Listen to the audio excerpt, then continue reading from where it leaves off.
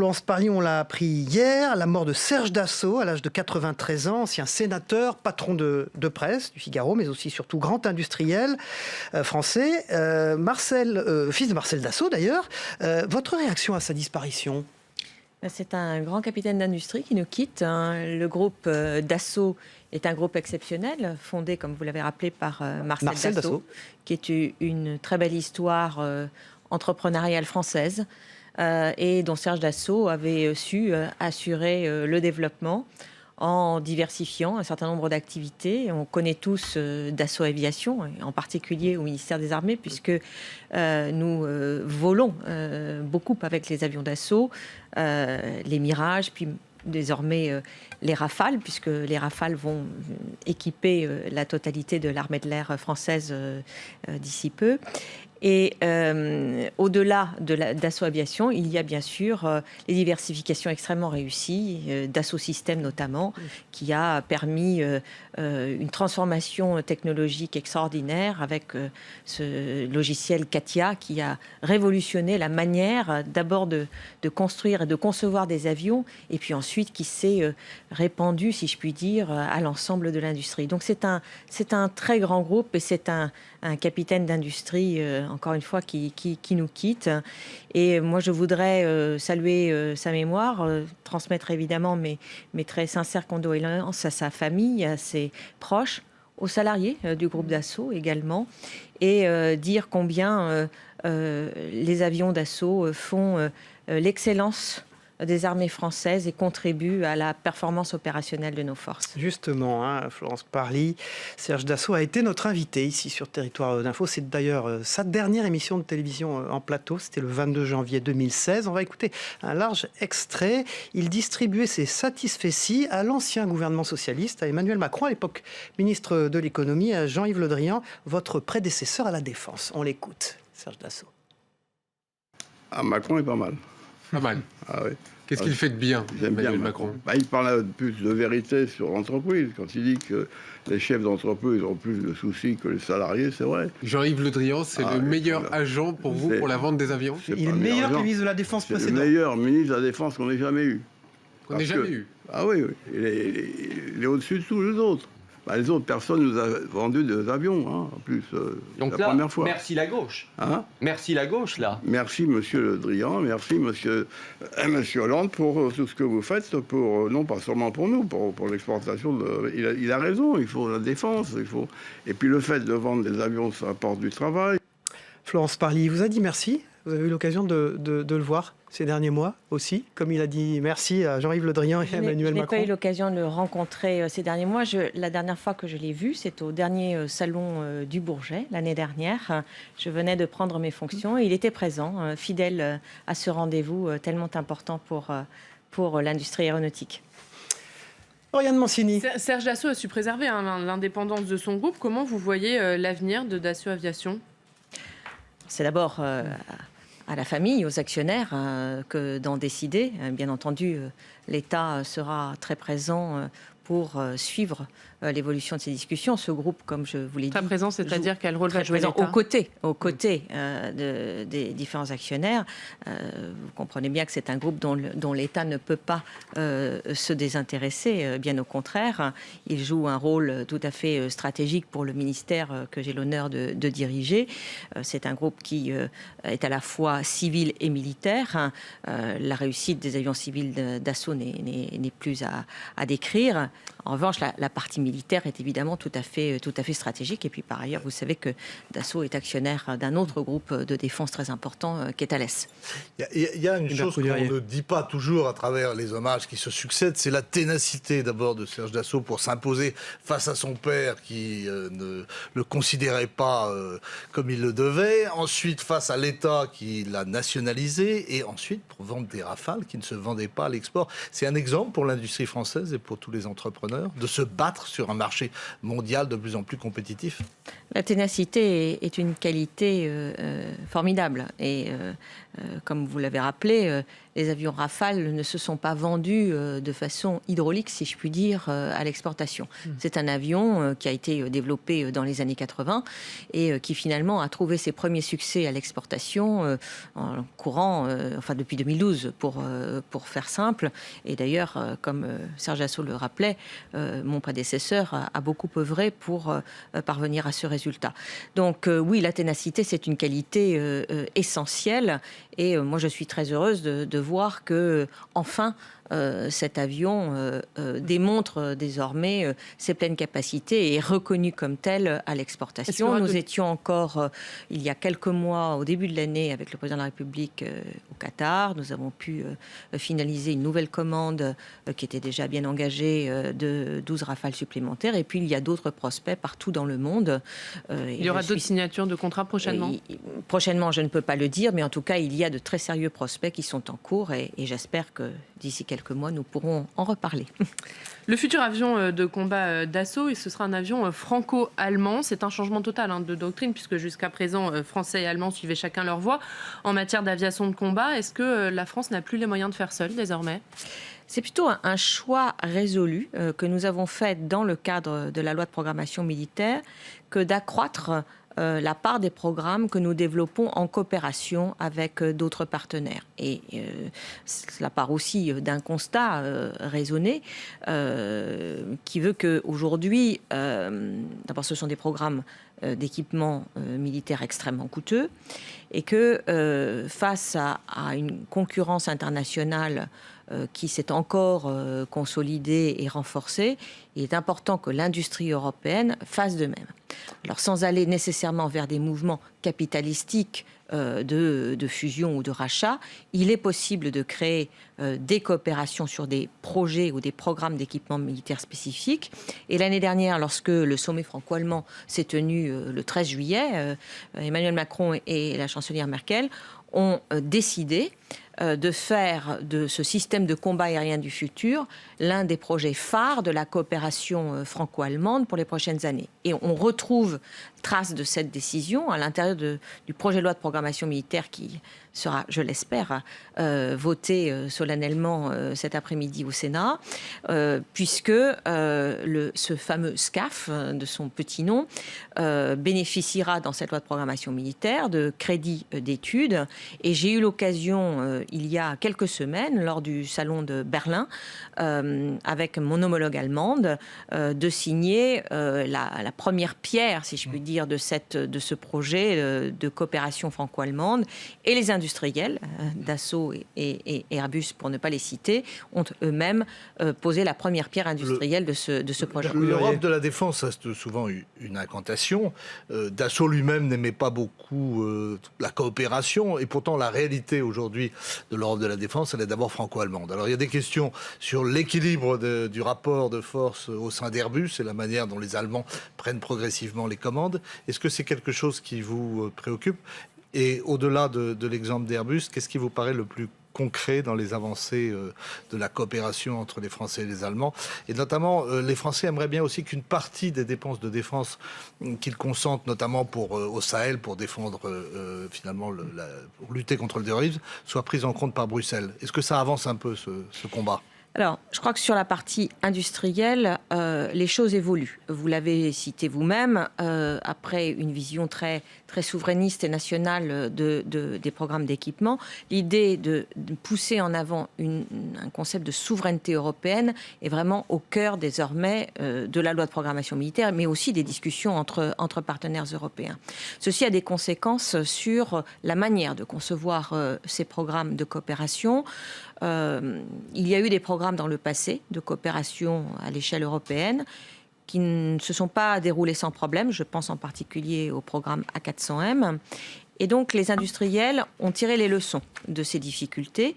Et l'une des leçons majeures, c'est que des programmes d'équipement de cette nature sont tellement lourds et importants qu'il faut d'abord les concevoir en fonction d'une logique proprement industrielle avant de le voir comme un projet étatique. Les États sont des clients, les industriels sont ceux qui conçoivent et qui produisent ces équipements.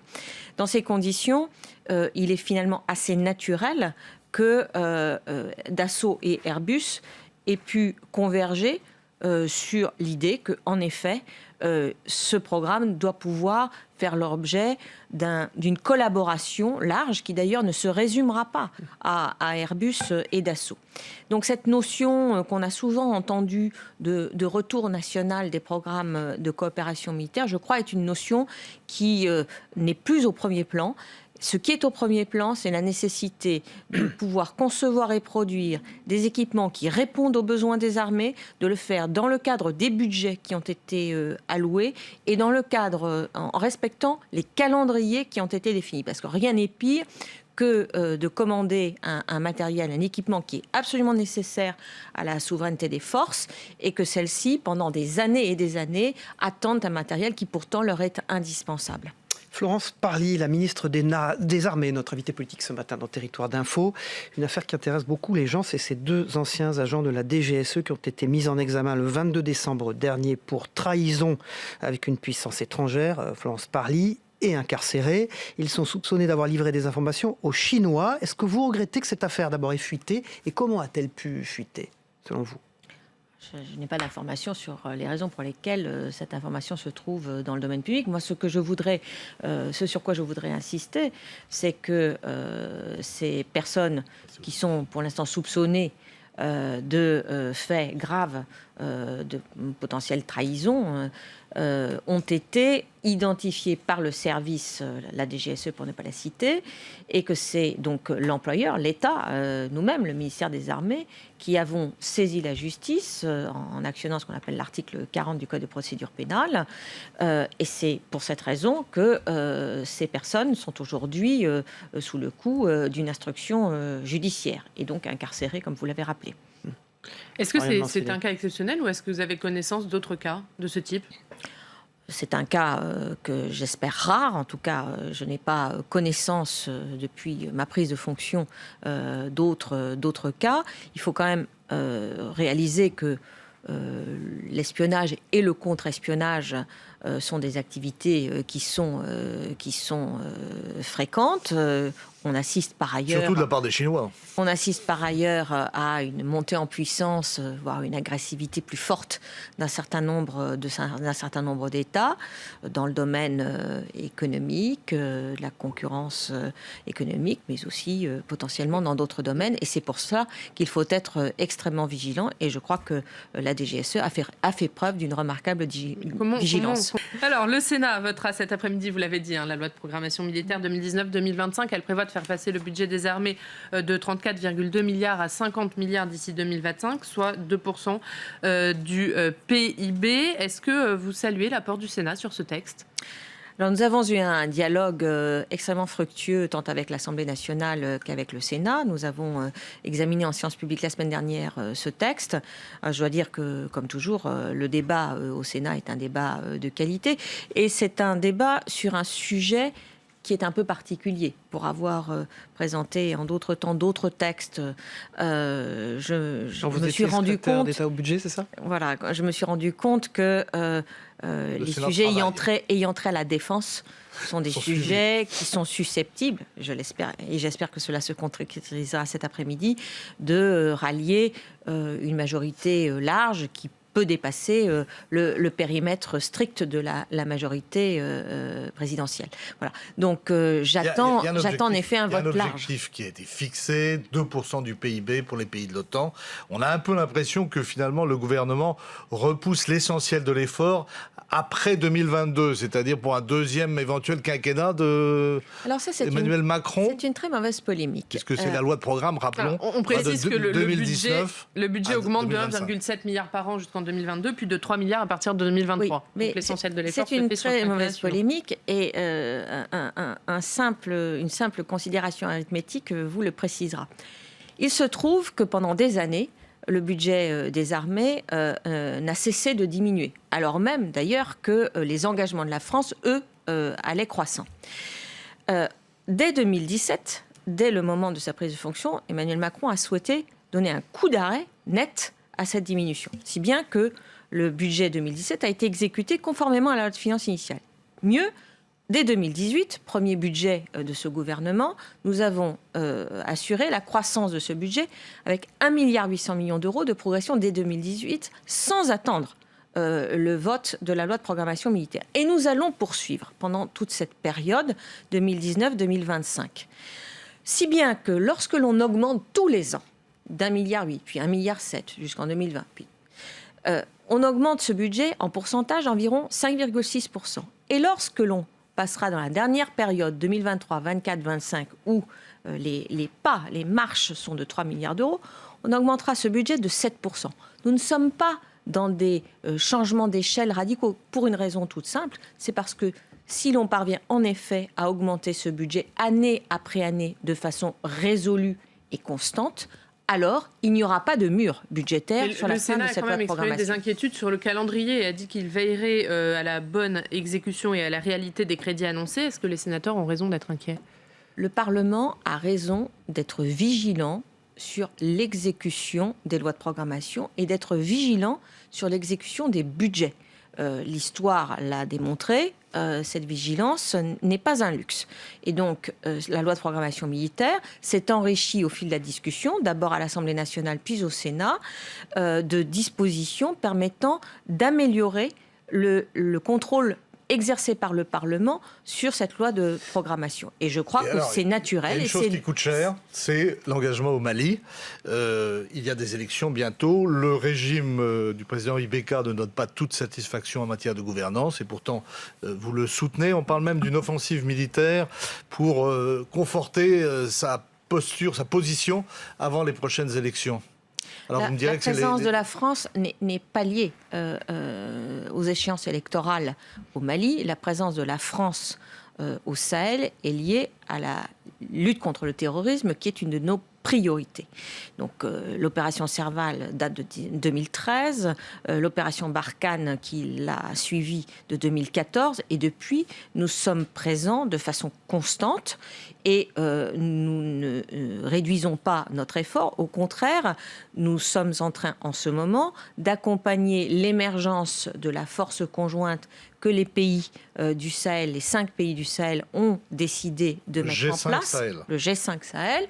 Et donc cette force conjointe est en train de monter progressivement en puissance. Elle sera pleinement opérationnelle quand ? Et elle devrait être déclarée pleinement opérationnelle pour la partie centrale dans les prochaines semaines. Enfin, c'est une affaire qui est maintenant très, très mature. Il y a un problème de formation quand même. On dit que les soldats ne sont pas au niveau. Il y a des sujets de formation auxquels nous remédions, puisque la force Barkhane contribue à la formation de ces militaires, et pas seulement, d'ailleurs d'autres pays s'y emploient. Et puis il y a aussi une question d'équipement, et c'est la raison pour laquelle le président de la République a à plusieurs reprises mobilisé la communauté internationale pour faciliter l'apport de dons financiers permettant à cette force conjointe de s'équiper de façon correcte et moderne. Et du coup, l'opération Barkhane prendra fin ? L'opération Barkhane, elle prendra fin le jour où les conditions seront réunies, et aujourd'hui, elles ne sont pas encore réunies. Florence Parly, vous nous confirmez que l'État va faire un geste pour les militaires français déployés en Algérie après les accords d'Évian ? Tout à fait. C'était une revendication ancienne du monde combattant qui concerne des militaires qui avaient été déployés entre 62 et 64, c'est-à-dire postérieurement aux accords d'Évian. On évalue environ 25 000 le nombre de ces militaires.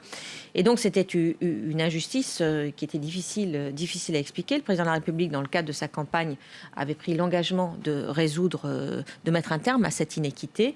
C'est chose faite. Pourquoi ça avait été fait avant, d'ailleurs ? Pardon. Ça, je n'en sais rien. Cela avait été réclamé depuis des années et des années, mais jamais aucun gouvernement n'avait donné suite à cette demande.